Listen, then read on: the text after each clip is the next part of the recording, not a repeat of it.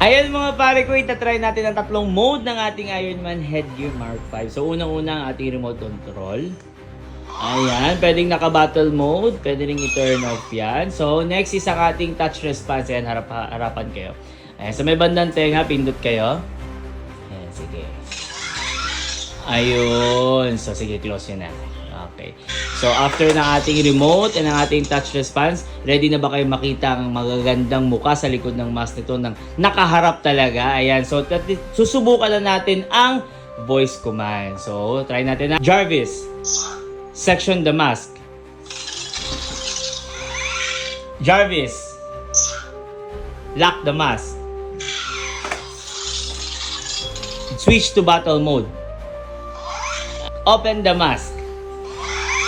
Thank you! kayo nga mag-voice command. Jarvis, close the mask. Ang galing naman. Thank you ulit. Dito lang yan sa Bangkal, Davao City, delivery buong Pilipinas at sa ibang bansa.